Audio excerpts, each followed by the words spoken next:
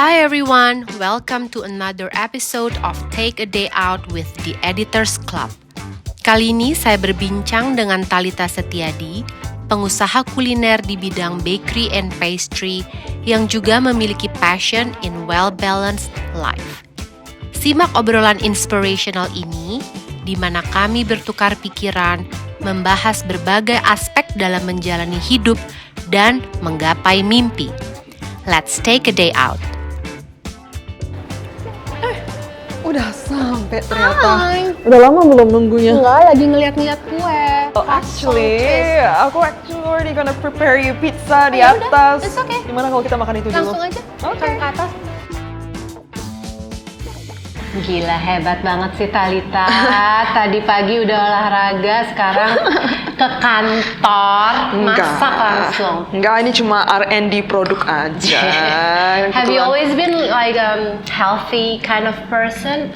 Sebenarnya aku selalu mencoba untuk aktif sih. Soalnya kan dengan kegiatan kantor, terus kegiatan sosial, aku pengen punya waktu untuk diri sendiri juga. Jadi sebenarnya sports itu me time-nya aku juga sih. Iya ya, releasing stress. Iya, iya banget.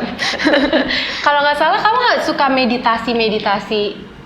Ya, benar. Ya, benar banget. Aku pernah mendalamin itu sih sampai aku pergi ke Nepal, ke Bangalore, India gitu untuk belajar beberapa retreat, meditasi gitu. Berapa sih. lama tuh di sana stay harus? Tiap kali program semingguan lah kira-kira. Wow. I just came back dari wellness program, cuma 3 hari sih. Oh ya? Tapi kok I think ya, correct me if I'm wrong Yes, ya. yes. Meditation tuh bukan untuk semua orang deh. Bener gak sih? Apa enggak? Memang tiap orang tuh dengan meditasi yang sama tuh reaksinya emang beda-beda sih. Jadi bisa menimbulkan rasa-rasa yang kurang nyaman atau mungkin rasa-rasa yang sudah kita lama timbun gitu. Takut tau. Iya, Kayak soalnya ya. dibawa kemana terus kayak nggak mau, maunya di sini gitu. Nah itu, ya maybe itu kan ada kayak rasa kontrol yang kita mencoba untuk ya rasa ketakutannya lah yang ke-trigger gitu. Jadi misalnya kita malah breathing through it, oh ini gue takut kenapa ya? Apa sih yang aku hindarin? Apa sih yang aku takutin untuk hadapin gitu loh. Jadi kadang-kadang dengan lebih bernafas kita bisa nggak tahu, oh ternyata aku takut tapi takut apa gitu. Jadi pelan-pelan gitu. Tapi emang tiap orang reaksinya beda ya? sih. Ya. Jadi dulunya tuh aku tuh sempat down, sempat stres banget kan. Karena membangun bisnis ini aku mulai di umur 25-an tahun. Jadi sebenarnya ya belum mature amat gitu ya. Dengan dulu tuh mikir umur 20-an ya masih merasa like I can do anything and like everyone else is doing it wrong, I'm gonna do it better gitu kan. Tapi terus ternyata dengan semua challenges yang aku temui di pekerjaan itu aku butuh outlet. Dan akhirnya aku mencari sebuah komunitas dan akhirnya even aku ketemu suaminya aku di tempat meditasi itu. Really? Di hutan itu? Oh enggak. Pas meditasi di Jakarta, tapi akhirnya aku ketemu seorang yang kayak punya filosofi yang sama gitu.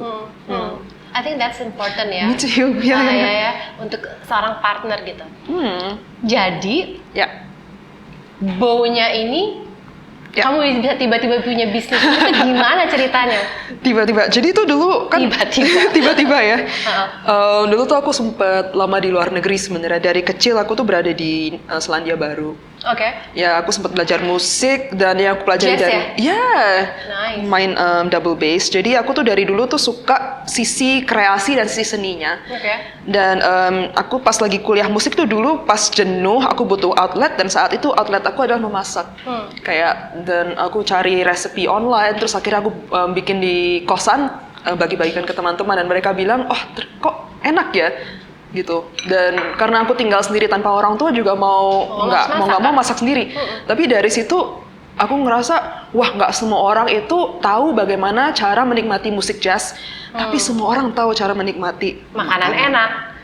Anyone and I realized I can touch people through food. Itu yang membuat aku mulai realize the power behind food gitu.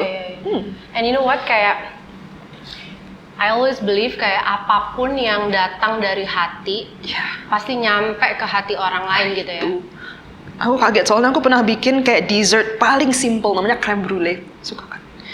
Atau aku bikin buat teman-teman lagi datang ke rumah, aku bikinin creme brulee kan iseng-iseng. Terus ada teman aku tuh sampai nangis. Aku bilang, Touched yeah. by creme And I was brulee. like, wait, what? Are you crying? Terus dia kayak nangis, beneran nangis. And I was like, oh okay, wow, this food is serious gitu. Jadi setelah itu aku mulai mempelajari cooking di Paris, Le Cordon Bleu. Oh wow. Yeah. Paris is always a good idea, literally buat kamu ya. Iya, gitu lah ceritanya. Oke, ini tinggal aku kasih parmesan cheese. Setelah itu yum. kita masukin ke oven. Siap. Paling berapa menit juga selesai, jadi sabar ya. Lover. Jadi apa Oke. nih bisa dibagikan tips? Jadi tipsnya adalah misalnya bikin ala Bo Bakery. Bisa hebat ini. Jadi Bo Bakery itu kan sangat aja, bukan sangat terkenal buat sourdough-nya kita kan. Jadi sourdough tuh model adonan yang sudah kita fermentasi dan istirahatkan selama 24 jam atau lebih gitu. Oke. Jadi rasanya itu jauh lebih kompleks dan lebih flavorful dibanding dough yang langsung diaduk, langsung di-bake gitu. Iya. Jadi misalnya Itu juga lebih bagus buat diet ya? actually iya. Kayaknya Soalnya- dokter giziku menyarankan Ngomong gitu lo ya? boleh makan carbs tapi sourdough gitu. Ya, soalnya waktu kita mengistirahatkan adonan itu sebenarnya lactic acid dan bakteri yang berada di sourdough itu ini kan it's alive, it's like yogurt kan. Iya, So it basically slightly digest the gluten inside the flour for you already. Jadi the gluten inside is actually reduced than that's a very normal. good Ya. tip. Ya, dan nanti setelah kita makan sourdough itu kita glucose spike-nya tuh jauh lebih kecil daripada makan white bread yang Kamu biasa. ngikutin itu ya? Glucose Goddess. Oh yeah, you too? Me too. Yes, I'm listening to the book. Me like, too. wow. Dan dia bikin YouTube-nya bagus-bagus lah. Oh masa? Yuk, Anyway, yuk kita masukin oven. Yuk. Let's go. Oke, jadi pizzanya udah di oven. Udah di oven. Mau order sup nggak? Mau. Oke, Mau. panggil sebentar ya. Sama kopi. Kopi ya? Yang kopi. Oke, of course. Kopi kita enak kan? Heeh. Eh, Hey, halo. Halo. Jadi kita mau coba butternut squash soup kita? Ini mau kalau sup ya, kirain itu kopinya butter gitu enggak? Iya ya. Oke, butternut squash soup 2. Terus Kopi mau piccolo, hot piccolo Hot latte. piccolo latte, aku hot americano. hot americano. Terus minta air juga. Air mineralnya mau yang dingin atau yang biasa kak? Chip. Biasa aja. Ya. 2 gelas. Iya. Dapatnya 2. Perfect. Thank you. Kopi itu kayak penting banget. Kamu ngopi juga nggak sih? Aku juga sih. Iya kan? Ya. Jadi my first question, enggak sih tadi nanya mulu ya. Iya first question sih. Setelah pizza masuk maksudnya. Jadi kan kayaknya tuh sekarang awareness kita tadi udah sempet kayak menyentuh sedikit mengenai health, fitness, wellness gitu ya. Memang kan sekarang ini kalau dilihat anak yang lebih muda gitu ya, generasi yang lebih di bawah kita itu sangat concern dengan kesehatan, Yeah. gitu, which is good It's gitu, good, karena at the yeah. end of the day lu punya Yeah. segala-galanya, kalau nggak sehat nggak bisa menikmati That's gitu so kan true. ya. Nah, untuk Thalita sendiri sebagai entrepreneur yang punya restoran, menurut Thalita seberapa penting sih kayak misalnya dengan banyaknya orang yang lebih concern terhadap kesehatan, apakah berjalan secara paralel restoran-restoran yang baru juga harus seragam mengedepankan kesehatan tersebut? Definitely. Itu adalah sebuah market trend yang kita nggak lihat hanya di Indonesia, tapi ada di seluruh dunia ya. Global ya? Apalagi sejak COVID, makin banyak customer, makin aware juga Iya sih. how to be healthier. Tapi memang karena itu, I'm sure a lot of people kan going through the same thing ya. Dan makin banyak customer juga menanyakan untuk makanan-makanan yang lebih high protein, atau even like yang gluten free, atau even vegan. Ya, Jadi kamu vegan? Ya. Pertama kali jadi vegan tuh gimana tau? Udah lama ya? Jadi sejak tahun 2018. Ya, jadi tahun 2018 itu waktu yang aku sangat mendalami meditasi waktu itu. Jadi aku lebih belajar tentang universal spiritual philosophies, dan makin timbul rasa kasih sayang untuk semua yang hidup di atas dunia ini. Dan aku juga mempertanyakan etika dan moralitas di belakang makan binatang yang sebenarnya aku cintai, dan itu adalah nggak kayak tega my gitu pets ya. gitu ya. Dan jadi begitu sih, dan akhirnya setelah aku mencoba lifestyle itu, aku juga ngerasa lebih bugar, lebih banyak energi. Pernah nggak Mbak Esi kayak abis makan gitu rasanya kayak pengen tidur, habis makan Kalau siang kebanyakan gitu. gula, Oh beneran. gitu ya. Ha-ha. Kalau kebanyakan, kalau rasanya gula ngantuk ya. Terus kadang-kadang kan kalau makan daging banyak juga ngerasa kayak begah gitu kan. Begah, pusing. Iya, Kalau aku gitu. sih kayak lebih ke pusing gitu. Terus selain mengenai kesehatan ya, yang orang sekarang tuh cari gitu ya, ada lagi nih mengenai tempat makan yang instagramable. Yes. Tentu saja ya, maksudnya kayak quality of food penting apa, tapi I wanna know where is your stand. Bo tuh di mana tuh? Perlu nggak sih bikin tempat yang untuk orang foto-foto? Gitu. Ya, jadi Bo Cikajang ini pernah nge-hits pas kita buka tahun 2016 tuh gara-gara banyak tanaman di luar. Temen aku sampai bercanda, dia pas swiping cewek-cewek di Tinder, pada foto di kafe lu semua. Serius. Iya. Ya zaman itu nggak banyak ya yang Ya, so ijo-ijo. ya, for me penting sih. Tapi yang penting itu dari Instagram worthy atau mau gimana, yang penting space-nya tuh harus reflect the brand kan. Yeah. Harus menyampaikan coziness atau brand quality yang kita ingin untuk sampaikan ke customer-nya. Jadi misalnya brandingnya model minimalis, mungkin tempatnya minimalis. Jadi I think everything it has to be connected to what is the vision for the company. I showed you kan tadi ada foto tahun 2016 tuh kayaknya. Oh, iya. I went with my girlfriends gitu ke sini for my birthday breakfast. Kalau waktu itu ya rasanya Bo itu masuk ke sini tuh chic gitu. Chic. Is that what you try? Bukan chic itu dalam arti nggak berlebihan, ya kan? Semuanya terus kayak yang dipesan tuh pasti enak. Iya. Kayak maksudnya rasanya ya gitu apa ya, cozy, cozy tapi lebih kepada bisa santai-santai, tapi maksudnya bikin orang betah, tapi kok nggak tahu ini kata yang tepat nggak, chic gitu. Kalau dari Bo sendiri sebenarnya apa sih yang berusaha ditampilkan dari brand ini? Aku sempat bicara tentang hal ini sih pas beberapa hari yang lalu sama temen. Kayaknya apa sih dampak aku tuh besar di New Zealand kan, udah 12 tahun di sana sejak kecil. Jadi kalau di New Zealand tuh orang itu biasa banget. Jadi bukan tipe pakai barang branded atau mobil yang keren, mobil yang mewah gitu. Jadi orangnya tuh sangat-sangat biasa aja. Jadi dari sisi branding pun dan membuat suatu perusahaan tuh I prefer maknanya dan dagingnya tuh di dalam tuh apa gitu loh. Produknya tuh kualitasnya apa dan lain sebagainya, dan bagaimana itu bisa terpancarkan di brandingnya, bukan branding yang mewah tapi terus barangnya kosong gitu. So for me aku mencoba bikin apa sih itu yang ada soul-nya gimana, dan aku juga nggak mau kelihatan kayak aku terlalu hard selling atau mengada-ngada. Aku very careful untuk memarketingnya itu dengan rasa honesty. Jadi di New Zealand tuh juga kayak honesty is everything, kita apa adanya gitu. Jadi aku nggak sadar, dan aku baru sadar beberapa hari yang lalu kalau ternyata filosofi itu aku bawa di membangun brand ini. Dan aku tuh pengen orang datang ke tempat aku tuh ngerasa ini sudah seperti ini, tidak terlalu diapa-apain. Mereka tuh masuk tidak merasa dimanipulasi. Kita tuh masuk ke dalam suatu tempat, it feels cozy, I feel comfortable here gitu. Jadi it's really important itu tempatnya tuh kelihatannya kayak gak didesain. It's effortless. Effortless. Yeah.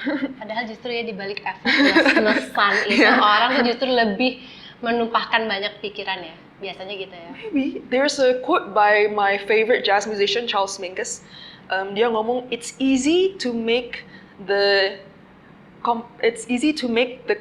easy look complicated, but it's hard to make the complicated look easy. I like that. Yeah. Yeah. So then I'm like, oh wow, ternyata the fundamental is the most important. Kita harus benar-benar memahami dan menguasai bidang itu untuk kita tuh bisa menyampaikannya dengan effortless. Yeah, Kalau betul enggak, sekali. misalnya lagi lari maratoner terbaik di dunia tuh larinya kayak terbang aja kan.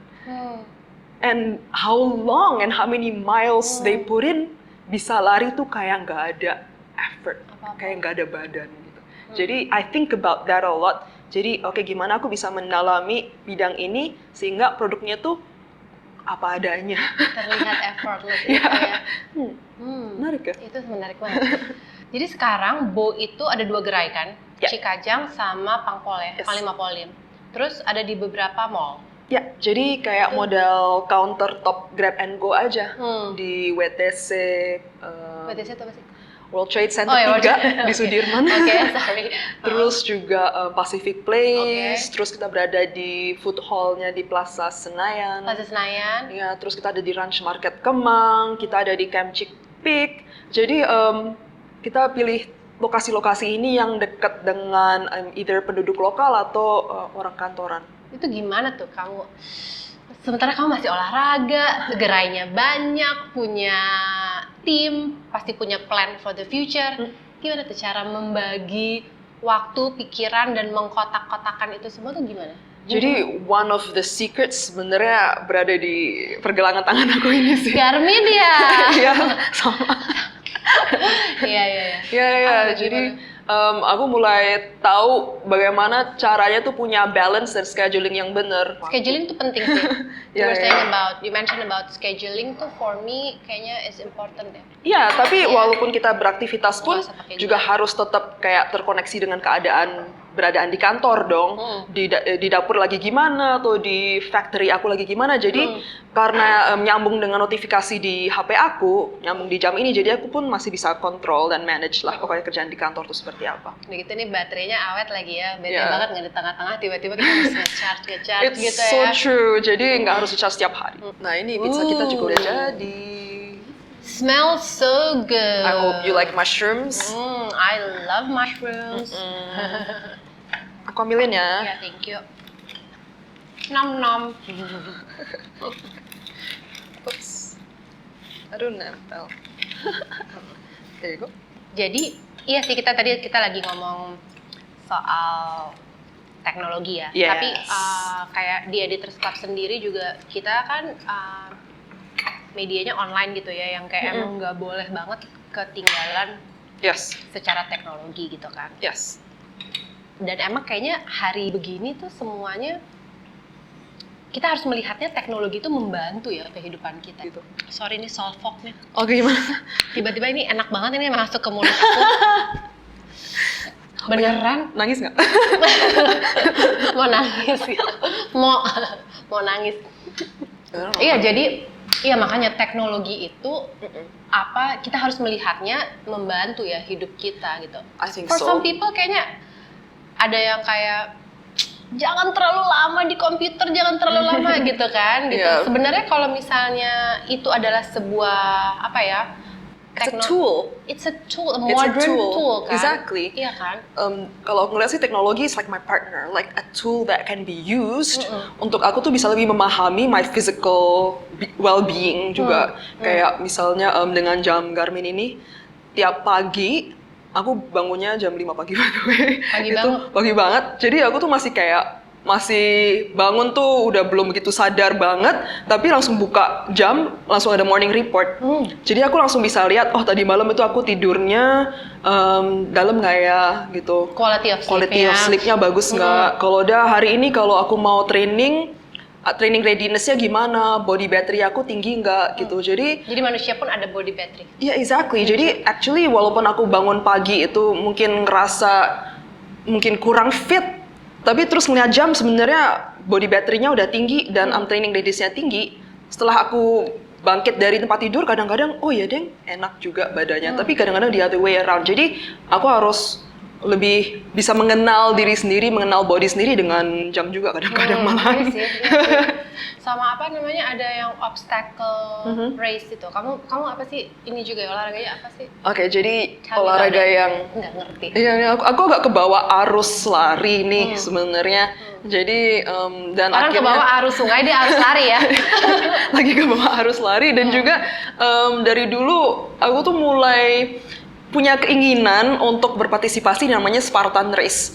Spartan Race itu lari digabung halang rintang. Jadi kita Itu yang belajar. sampai masuk ke laut gitu apa? Bukan laut sih, sungai apa danau gitu bukan? Is it what you're thinking triathlon atau Itu ada deh, berenang iya, ya? salah, Oh ya. salah. Tapi Spartan Race itu juga ada, misalnya harus kayak masuk ke dangkual sampai basah kuyup atau mud, crawling in the mud and all of these things yang it's sebenarnya datangnya dari military gitu. Iya. Dan aku pengen melakukan hal ini karena in my imagination dan setelah aku jalani ini adalah the hardest thing I've ever done in my life. Dan aku tuh pengen lihat dan ngetes diri sendiri juga di dalam situasi yang sulit sekali tuh aku bisa melewatinya nggak ya, aku bisa men-challenge diri sendiri nggak ya, atau aku malah takut dan give up. Dan in every race itu my self-confidence is triggered, my insecurity is triggered, my self-doubt is triggered, my laziness is triggered, my fear is triggered. Jadi aku mikir, the person that start this race sama yang nanti akan selesai race ini di finish line, itu orangnya bakal beda banget gitu. Dan aku mungkin merasa aku bakal tumbuh dari ini. Jadi that's why aku dalamin obstacle race. Metaphorically, hidup kita juga penuh rintangan kan? Iya, benar sih. Jadi apa tuh di jam itu ada apa yang soal obstacle race itu? Ya, jadi aku juga bisa monitor sport itu dari fungsi jam Garmin yang memang bisa langsung log obstacle race. Jadi gimana tuh maksudnya? Jadi dia ngasih tahu kamu gitu? Ya, basically. Maaf ya, orang awam, jadi banyak nanya ya. Iya, jadi kan tipe-tipe obstacle race kan beda-beda. Ada yang 5 km lari, ada yang 10 km lari, ada yang 5 kilo sama 20 obstacle, 10 kilo sama 25 obstacle. Jadi ini membantu aku untuk keep track aku tuh sudah di mana sih gitu. Ya, dan heart rate aku setinggi apa, aku sudah menjalani berapa kilo, gitu-gitu. Semuanya terdata di sini. Iya, benar. Speaking about obstacles ya. Maksudnya sebagai perempuan, tapi you know, kalau for me personally ya udah nggak pengen lagi sih mengkotak-kotakan antara perempuan dan laki ya. Mungkin kalau kira-kira you sit down with me kayak 3 or 5 years ago, I would say kayak women empowerment gitu ya. Tapi for me ya, nggak tahu yang lain. Sekarang laki juga perlu di empowered gitu, kayak semuanya tuh sama aja, laki, perempuan, nggak bergender, sama aja semua manusia gitu kan. Cuman kalau bicara mengenai obstacles, kamu sebagai pemimpin di perusahaan ini, bisnis deh, sebenarnya kan obstacles tuh ada di semua aspek ya kehidupan. Tapi let's just focus on the business thing. Bagaimana kamu caranya menghadapi sebuah masalah? Kamu melihat diri kamu tuh sekarang orang yang seperti apa tuh dalam deal with problems, obstacles, challenge? Jadi pas pandemi itu aku sempet down, dan of course understandable lah ya, mulai agak down karena the world is changing so fast. Dan tantangannya juga yang tadinya mungkin masih level 6, sekarang tiba-tiba langsung level 9, 10 gitu. My body react in the way that pengen ngumpet, pengen di rumah aja, dan I ran away from everything difficult. Pokoknya aku coba menanyakan apa sih formula safe-nya, where is the comfort zone, where is the safe zone untuk menjalani sebuah bisnis itu, sehingga aku tuh nggak usah take any more risk, aku tuh nggak usah sampai yang gimana-gimana, aku cuma pengen survive aja deh gitu. Tapi setelah keluar dari masa survival itu, apakah kita akan terus mau di survival mode gitu? Jadi sebagai leader dan akhirnya mendalami obstacle race ini, aku mulai bisa, belum 100%, tapi embrace difficulty. Because aku tahu yang nantinya bisa melewati hal ini, masa-masa ini, post pandemi itu seperti apa, the world is not gonna stop changing, adalah orang yang bisa paling bisa menghadapi kesulitan, menghadapi rintangan. Itulah yang sebenarnya satu quality seorang pembisnis yang sering di overlook, grit, persistence, disiplin, consistency. Jadi aku mulai embrace difficulty because of that. Itu penting. Memang ada istilah kan, if you can't bend, you'll break, gitu kan. Jadi kayaknya dalam hidup ya begitu, lo harus selalu bisa flexible, adjust, gitu kan ya. Consistency, I think it's also the key. Dan you know what else I learned from running that blew my mind was that when you were mentioned about women and men, women tend to, not to stereotype, but tend to undersell capacity kita itu setinggi apa sebenarnya, potensial kita tuh setinggi apa sebenarnya. I do that to myself too. Sebenarnya kayaknya gue cuma bisa bangun bisnis tuh seukuran ini aja deh, atau mungkin ya kehidupan aku segini-segini aja udah oke, kayaknya cukup gitu. Tapi sebenarnya kita tuh we don't realize latent energy, potential di dalam kita tuh sebesar apa sampai kita itu menemukan those hard challenges. Iya. So that's what I realized, even from running and all of that, ternyata gue bisa ya half marathon gitu. Kalau gitu marathon bisa nggak ya gitu. Misalnya you ask me that 6 months ago, Talita kamu bakal lari maraton, percaya nggak? Apa gue gitu. Nggak mungkin. Tapi ternyata ada kok di dalam kita. Can you imagine how much more we have? Itu juga sebenarnya kayaknya kita emang udah dibentuk sih ya, dibentuk sama sejarah bahwa perempuan tempatnya di sini, tugasnya ini, harusnya begini gitu, dan secara turun menurun nih, I'm talking about kayak 1,000 years back gitu ya, dimana sebenarnya semuanya kan nggak ada ya di kotak-kotakan kan, manusia sama aja, negara juga masih merupakan nggak ada batasannya gitu. I think kita emang di-build, dan modern days kayaknya mengajarkan kita nih dengan banyaknya social media dan teknologi yang kebuka, kita kan jadi bisa belajar ya, mengasah pikiran kita. Yang kayak Talita tadi bilang mengenai sebenarnya gue nih di sini untuk apa sih? Apa sih manusia tuh gimana sih?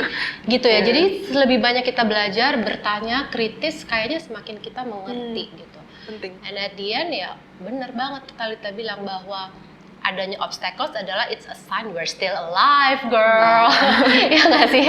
Kalau udah nggak punya masalah kayaknya that's the end. Yeah, I reckon. Ya? I believe that, definitely. Oke, terus udah gitu sekarang kamu punya family, punya pekerjaan yang bagus. Apa tuh, kamu melihat kamu sekarang berada di posisi mana? Where you are now, where are you now, dan where are you going? Wow. What's your dream in the near future? Actually, I was just reflecting about this juga, dan for some reason, aku umur 34 sekarang, dan aku tuh sempat ngerasa gue tuh udah tuwek gitu loh. Tiap kali interview, pertanyaannya adalah bagaimana sih Bo Bakery stay relevan gitu. Atau aku bilang, oh ya gue tuh udah jadi dinosaurus nih sekarang di industri gitu loh. Padahal ya baru 8 tahun, tapi ternyata time moves on that fast. Dan aku mulai ini pas umur 25-an tahun.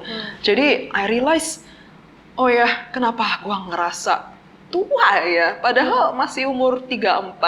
Terus aku mulai berpikir, 10 tahun dari sekarang pun masih 44. What can I do in that time? Can I run marathons? Can I build this, build that? Memang kadang-kadang dengan penuh kesibukan dan kejenuhan mundanity of everyday life, kita tuh lupa kalau there's so much more to do and create, and so much more potential di luar everyday life-nya kita gitu. Jadi aku baru sadar kenapa aku ngerasa tua padahal aku belum tua gitu. So the way I think about it, I'm still at the beginning, and that is such a refreshing thing. Jadi intinya adalah aku masih ngerasa I'm just the beginning gitu. Dan there's still so much I want to do and still so much I want to achieve, and maybe di bidang-bidang luar juga selain culinary. Who knows? Who knows? Cheers to that. Cheers. Thank you so much, Talita.